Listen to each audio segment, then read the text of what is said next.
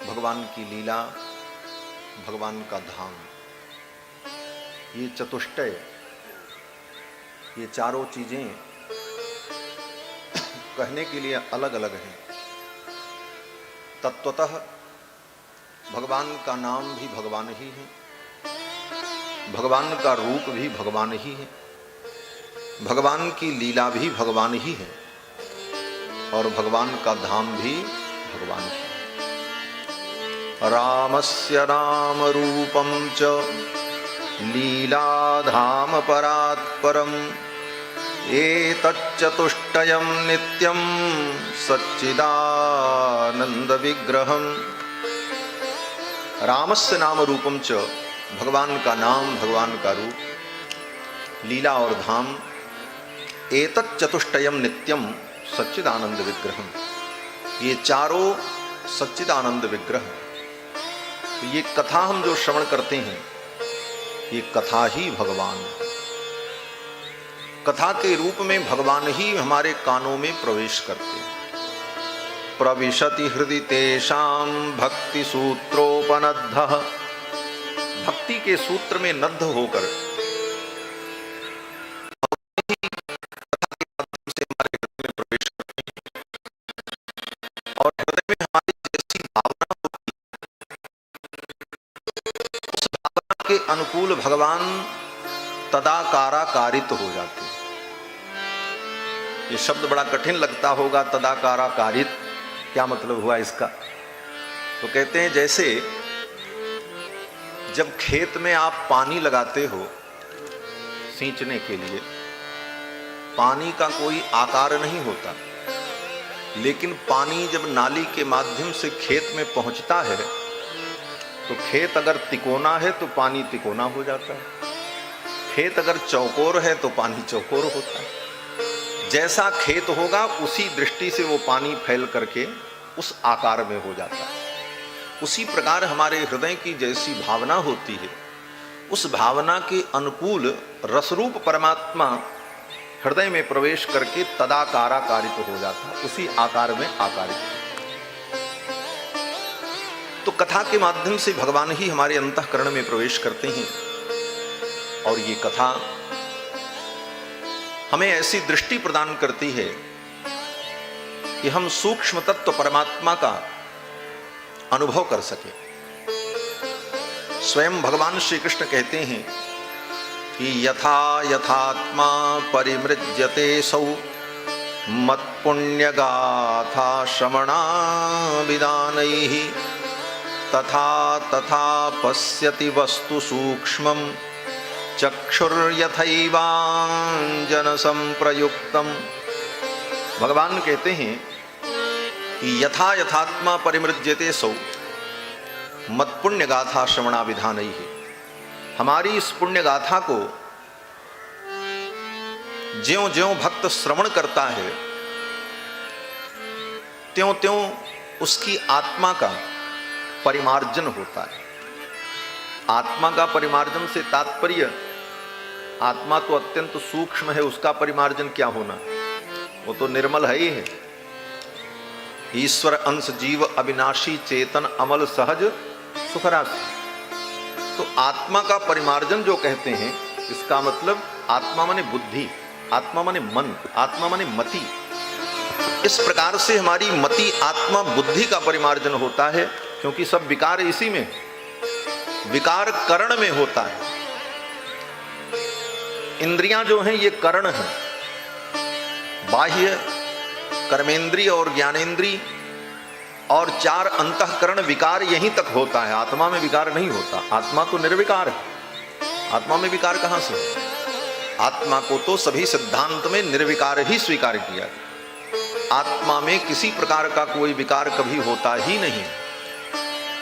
विकार इंद्रियों में होता है, विकार अंतःकरण में होता है, आत्मा तो निर्विकार है। इसीलिए गोस्वामी जी ने जब आत्मा का लक्षण कहा तो कहते हैं ईश्वर अंश जीव अविनाशी चेतन अमल सहज सुख राशि। ये चेतन है, अमल है, सहज है, सुख की राशि। विकार अंतःकरण और इंद्रियों में होता है, लेकिन वो लगता है कि वो विकार आत्मा में है, होता नहीं है। कैसे?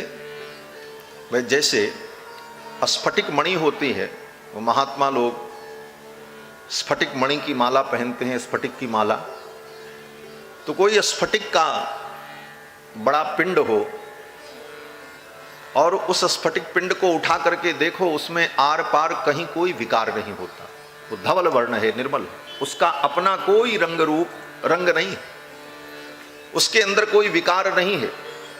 लेकिन आप नीले रंग के कपड़े पर रख दो तो उस मणि में नीलापन दिखने लगेगा। लाल रंग के कपड़े में रख दो तो लाल रंग उसमें झलकने लगेगा। जिस आधार पर वो रखा होगा उस आधार का रंग उसमें प्रतिबिंबित होने लगता है, मूलतः उसमें कोई विकार नहीं होता। उसी प्रकार इंद्रियों के संबंध से आत्मा में विकार का भ्रम होता है। यथार्थ में आत्मा में कोई भ्रम नहीं होता, आत्मा तो निर्विकार है। तो भगवान कहते हैं कि जब जीव मेरी कथा को सुनता है तो यथा यथात्मा परिमृज्यते सौ मत्पुण्य गाथा श्रवणा विधानैः ही। मेरी पुण्य गाथा सुनते सुनते धीरे धीरे उसकी आत्मा का परिमार्जन हो जाता है, उसके अंतःकरण निर्मल हो जाते हैं और फिर उसे ऐसी सूक्ष्म दृष्टि प्राप्त हो जाती है कि तथा तथा पश्यति वस्तु सूक्ष्मम चक्षुर्यथैवांजन संप्रयुक्तम। जैसे आंख में रोशनी कम हो जाए तो आंख में अंजन लगाने पर, आई ऑइंटमेंट लेने पर धीरे धीरे आंख की रोशनी ठीक हो जाती है, फिर ठीक ठीक दिखने लगता है। उसी प्रकार भगवान की कथा सुनते सुनते जब अंतःकरण निर्मल हो जाता है तो उस सूक्ष्म परमात्मा का जीव को अनुभव होने लगता है। बड़ी सरल विधि है।